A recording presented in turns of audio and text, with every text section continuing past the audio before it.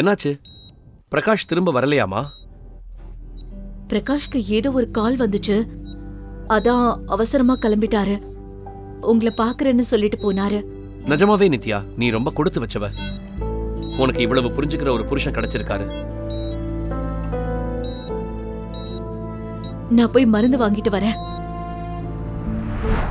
தங்களுடைய ரூமுக்கு வரும் இன்டர்நெட் கனெக்ஷன், டிவி சிக்னல் ஆகிய அனைத்தையும் மாஸ்க்மேன் கட் செய்ய சொல்லிவிட்டதாக ரிசப்ஷனிஸ்ட் கூறியதை கேட்டவுடன் நித்யா போனை கட் செய்துவிட்டு கட்டிலில் வந்து உட்கார்ந்தாள்.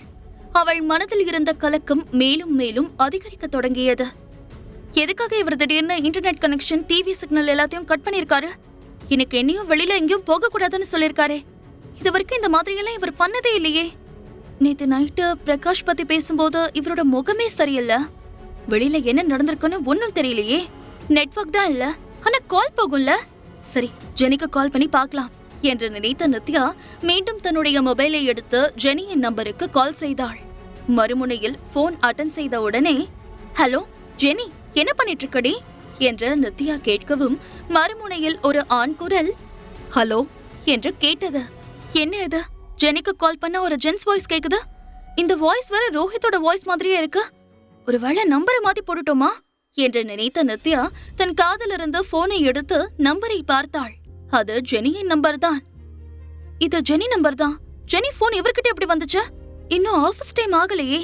காலங்காத்தாலே அவர் ஜெனி கூட என்ன பண்ணிட்டு இருக்காரு என்று யோசித்த நித்யா, மிஸ்டர் ரோஹித் நீங்களா என்று கேட்கவும், ஆமா நித்யா, நான் தான் என்று ரோஹித்தின் குரலில் தூக்க கலக்கம் இருந்தாலும் அவன் தெளிவாக பேசினான். அதற்கு பிறகு என்ன கேட்பது என்று நித்யாவிற்கு புரியவில்லை. அவள் அப்படியே அமைதியாக இருக்கவும், நித்யா, இப்ப நீ என்ன நினைக்கிறேன்னு எனக்கு புரியுது. நான் சுத்தி வளைச்சு பேச விரும்பல, நேரடியாவே விஷயத்துக்கு வரேன். இப்ப ஜெனி என் பக்கத்துலதான் இருக்கா. அவ நல்லா தூங்கிட்டு இருக்கா. நான் அவ தூக்கத்தை டிஸ்டர்ப் பண்ண விரும்பல. இன்னும் கொஞ்ச நேரம் தூங்கட்டும். பாவம், நைட்டு ஃபுல்லா நான் அவளை தூங்க விடல. அவகிட்ட ஏதாவது சொல்லணும்னா நீ என்கிட்ட சொல்லு.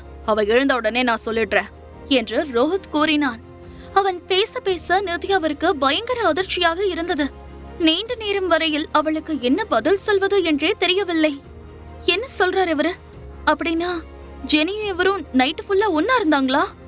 என்ன இது, ரெண்டு பேரும் இவ்ளோ ஃபாஸ்டாவா இருப்பாங்க? நேத்து ஃபங்க்ஷன்ல கூட இந்த ஜெனி இவரை வாய்க்கு வந்தபடி திட்டிட்டு இருந்தாளே. கடவுளே, இங்க என்ன நடக்குது என்று நினைத்த நித்யாவின் மனதிற்குள் பல கேள்விகள் எழுந்தது. அவள் மனதில் இருப்பதை புரிந்து கொண்டவன் போல, நான் மாஸ்க்மேன் மாதிரியெல்லாம் இல்ல.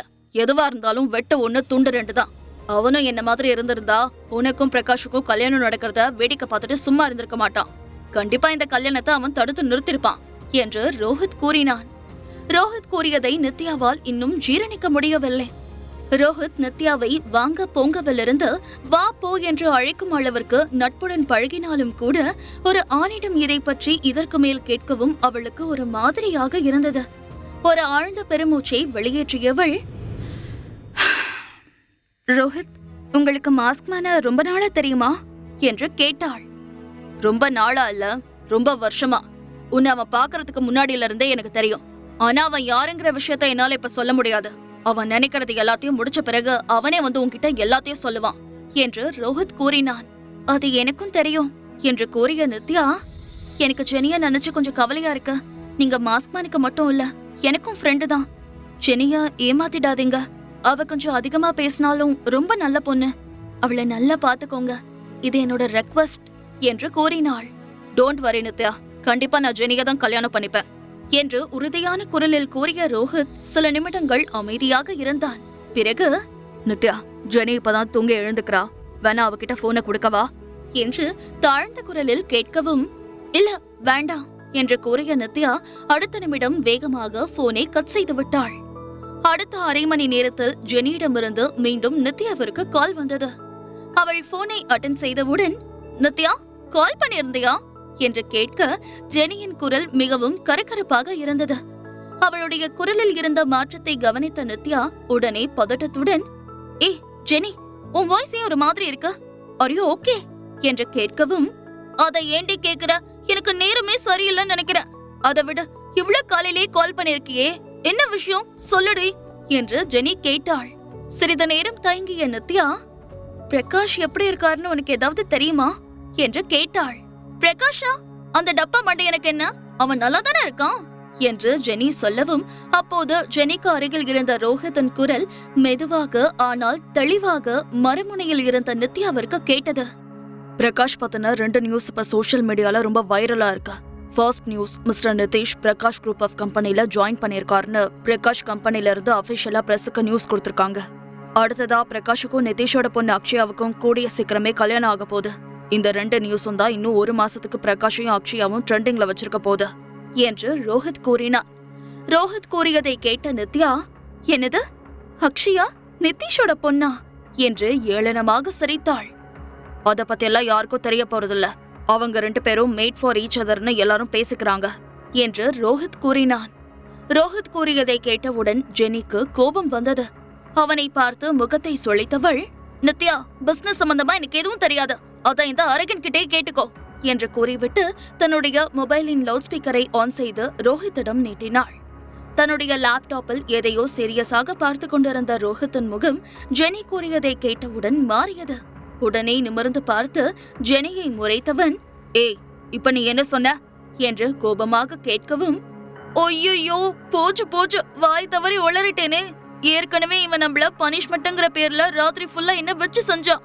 ஒரே நைட்ல என் கண்ணெல்லாம் உள்ள போயிடுச்சு, பேச முடியாத அளவுக்கு வாய்ஸும் போயிடுச்சு. இப்ப இவனை நான் அரகன்ட்னு சொன்னது மட்டும் இவன் காதல விழுந்தா அவ்வளவுதான், என் ஜோலி முடிஞ்சது என்று நினைத்த ஜெனி டக்கென்று டாபிக்கை மாற்றியவள், இல்ல உங்க காதல ஏதோ தப்பா விழுந்துருச்சுன்னு நினைக்கிறேன் என்று கூறியவள், இந்த பிரகாஷுக்கும் அக்ஷயாவுக்கும் கல்யாணம்னு எல்லாரும் வாய் ஓயாம பேசிட்டு இருக்காங்களே, பிரகாஷுக்கு இது 2வது கல்யாணம், ஆனா அக்ஷயாவுக்கு பிரகாஷ் எத்தனையாவது ஆளுன்னு யாருக்காவது தெரியுமா? இவங்க 2 பேருக்கும் கொஞ்சம் கூட சூடு சொர்ணியே இருக்காதுன்னு நினைக்கிறேன் என்று ஜெனி டாபிக்கை மாற்றினாள். ஏய் அருந்தவாளு, நீ என்ன அரகன்ட்னு சொன்னது என் காதுல கிளியரா விழுந்துச்சு. போனா போகுதுன்னு உன்னை இப்ப நான் விடுறேன், ஆனா இத வச்சு பின்னாடி உன்னை நான் கவனிச்சுக்கிறேன் என்று மனதிற்குள் நினைத்த ரோஹித், இப்பெல்லாம் கல்யாணமே ஒரு ஃப்ரீயான விளம்பரம் தான். இந்த கல்யாணத்தை வச்சு பிரகாஷ் குரூப் ஆஃப் கம்பெனி பணம் செலவழிக்காம ஈஸியா தங்களோட பேரை பாப்புலர் பண்ணிட்டு இருக்காங்க என்று கூறினான். ரோஹித் கூறியதை கேட்டவுடன் ஜெனிக்கு கோபம் வந்துவிட்டது. இந்த 2 கேடு கெட்டதங்களுக்கும் இது ஒண்ணுதான் குறைச்சல். செய்யறதெல்லாம் செஞ்சுட்டு சந்தோஷமா கல்யாணம் பண்ணிக்க போதுங்களா? இதுங்களை இப்படியே விடக்கூடாது, ஏதாவது ஒண்ணு பண்ணியே ஆகணும் என்று ஜெனி ஆவேசமாக கூறவும் அவளை நிமிர்ந்து பார்த்த ரோஹித், இங்க பாரு ஜெனி, நீ எதை செய்யறதா இருந்தாலும் அதை என்கிட்ட சொல்லிட்டு செய். ஏடா கூடமா ஏதாவது பண்ணி 7.5 எழுத்து விட்டுக்காத, அதுக்கப்புறம் நான் தான் வந்து அதை சரி பண்ணணும். உங்க அப்பாவுக்கு தெரிஞ்சது அவ்வளவுதான், உன்னை உரிச்சு உப்பு கண்டம் போட்டுருவாரு என்று ரோஹித் கூறினான். உடனே ரோஹித்தை பார்த்து முறைத்த ஜெனி, கவலைப்படாதீங்க மிஸ்டர் ரோஹித், எனக்கு ஏதாவது பிரச்சனைனா கண்டிப்பா நான் உங்ககிட்ட வரமாட்டேன். எனக்கு என் நித்யா இருக்கா, அவகிட்ட போவேன், அவ சொன்னா கண்டிப்பா எங்க அப்பா கேட்பாரு என்று கோபமாக கூறினாள். உங்க அப்பாவோட கம்பெனிலையும் நான் இன்வெஸ்ட் பண்ணிருக்கேன், ஞாபகம் இருக்குல்ல? இப்ப உங்க அப்பாவுக்கும் நான் தான் பாஸ், நான் சொல்றதுதான் உங்க அப்பா கேட்பாரு என்று ரோஹித் கூறினான். தன்னுடைய மொபைலின் ஸ்பீக்கரை ஆன் செய்த நித்யா அதை கீழே வைத்துவிட்டு அவர்களுடைய சண்டையை வேடிக்கையாய் கேட்க ஆரம்பித்தாள். உங்களை விட்டு எங்க கம்பெனிக்கு வர ஆளே இல்ல நினைச்சிட்டீங்களா என்று ரோஹித்தை பார்த்து ஜெனி வீராப்பாக கேட்கவும், என்ன விட்டுட்டா உங்க அப்பாவும் பிரகாஷோட கம்பெனிக்கு தான் போயாகணும், பரவாயில்லையா என்று ரோஹித்தும் சரிக்கு சரியாக ஜெனியுடன் மல்லுக்கு நின்றான். அவன் கூறியதை கேட்ட ஜெனியின் முகம் கோபத்தில் சிவந்து விட்டது. இப்ப எனக்கு எப்படி இருக்கு தெரியுமா, உங்களை அப்படியே என்று நரநரவென்று பல்லை கடித்துக் கொண்டு தன்னுடைய 2 கைகளாலும் அவனுடைய கழுத்தை நெரிப்பது போல உயர்த்தினாள் ஜெனி. சொல்லிடு, எதுவா இருந்தாலும் மனசுல வச்சுக்காத, வெளிப்படையா சொல்லிடு என்று ரோஹித் அவளுடைய கோபத்தை இன்னும் தூண்டிவிடவும், arrogant, stupid, devil, country brute என்று ஜெனி ஆவேசமாக கத்தவும், வெரி குட், சூப்பர், 4 கெட்ட வார்த்தை சொல்லி என்ன திட்டிருக்க. நம்ம கம்பெனியோட ரூல்ஸ் படி பாஸ் அவமதிக்கிற விதமா பேசுறது மிகப்பெரிய குற்றம். அதனால இதுக்கு பனிஷ்மெண்டா உன்னோட இந்த மாச சம்பளத்தை நான் கட் பண்ண போறேன், அதோட உனக்கு போனஸும் கிடையாது என்று ரோஹித் கூறினான். அவன் கூறியதை கேட்ட ஜெனியின் கோபம் இன்னும் எகிறியது.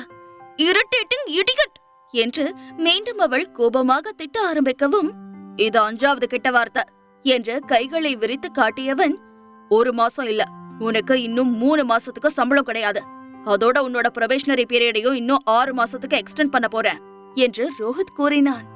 ரோஹித் கூறியதை கேட்டு அதிர்ச்சி அடைந்த ஜெனி தன்னுடைய மார்பில் கை வைத்துக் கொண்டு, இதெல்லாம் கொஞ்சம் கூட நியாயமே இல்ல.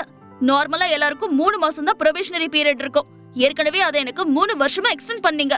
இப்ப இன்னும் 6 மாசம்னு சொல்றீங்களே, அதோட 3 மாசத்துக்கு சம்பளம் இல்லைன்னு சொல்றீங்களே, உங்களுக்கு கொஞ்சம் கூட மனசாட்சியே இல்லையா என்று கேட்டாள்.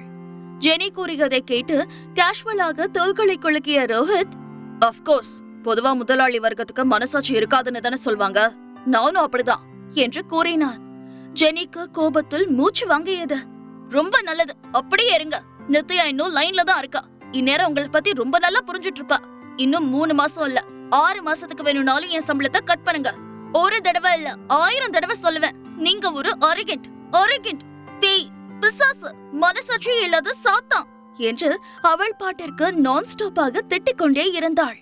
அவள் திட்டுவதை பார்த்த ரோஹித் எதுவுமே சொல்லவில்லை. அமைதியாக அவளை பார்த்து புன்னகைத்தவன் தன்னுடைய கட்டை விரலை உயர்த்தி தம்ஸ் அப் கொடுத்து, வெரி குட், யூர் ஆசம் என்று கூறினான். அத நீங்க சொல்லணும்னு அவசியம் இல்ல என்று கோபமாக அவனை பார்த்து முறைத்த ஜெனி தன்னுடைய மொபைலை எடுத்துக்கொண்டு வேகமாக நடந்து சென்று அந்த அறையின் கதவை வேகமாக திறந்தவள், நான் கிளம்புறேன். இன்னும் கொஞ்ச நேரம் நான் இங்க இருந்தா லைஃப் லாங் உங்க கம்பெனில என்ன ஃப்ரீயாவே வேலை செய்ய சொல்வீங்க. அதோட நீங்க போட்டுட்டு இருக்கிற ட்ரெஸ் கசங்கினா கூட என்கிட்ட பணம் கேப்பீங்க என்று கூறிக்கொண்டே வெளியில் வந்தவள் கதவை மீண்டும் படார் என்று வேகமாக சாத்தினாள். அந்த சத்தம் கேட்டதும் மறுமுனையில் இருந்த நித்யாவிற்கே ஒரு நிமிடம் தூக்கி வாரி போட்டது. திகைத்து போன நித்யா, ஜெனி, நீ ஏண்டி இவ்ளோ டென்ஷன் ஆகுற என்று கேட்டாள். அந்த அரகண்ட் என்ன இவ்ளோ டார்ச்சர் பண்ணிட்டு இருக்காரு நீயே பார்த்தலடி. இதை எல்லாத்தையும் நான் பவன்குமாருக்காக தான் சகிச்சிட்டு இருக்கேன். இல்லனா எப்பவோ இந்த வேலை வேணும்னு தூக்கி போட்டுட்டு வந்திருப்பேன் தெரியுமா. ஆனா இப்ப ஏண்டா பவனோட ஃபேனா இருக்கும்னு எனக்கு வெறுப்பா இருக்கு என்று ஜெனி புலம்பினாள். அவள் கூறியதை கேட்டவுடன் நித்யாவிற்கு மிகவும் சந்தோஷமாக இருந்தது. ஆனால் தன்னுடைய சந்தோஷத்தை அவளால் இப்போது வெளிப்படுத்த முடியாது. எனவே ஜெனிக்கு ஆறுதல் அளிக்கும் விதமாக, அப்பாடா, இப்பவாவது ரியல் லைஃப் வேறன்னு புரிஞ்சுக்கிட்டியே. இனிமே இப்படி பவன் பைத்தியம் புடிச்சு போய் அலைய மாட்டல்ல என்று நித்யா கேட்கவும், இப்ப என்ன நடந்துச்சுன்னு என்னை இவ்ளோ பெரிய முடிவெடுக்க சொல்ற? பாவம் பவன், எந்த பேக்ரவுண்டும் இல்லாம அவர் ரொம்ப கஷ்டப்பட்டு இந்த இடத்துக்கு வந்திருக்காரு. அவருக்கு என்ன மாதிரி ஃபேன்ஸ் தானே சப்போர்ட்டா இருக்கணும் என்று ஜெனி அப்படியே பல்டி அடித்தாள்.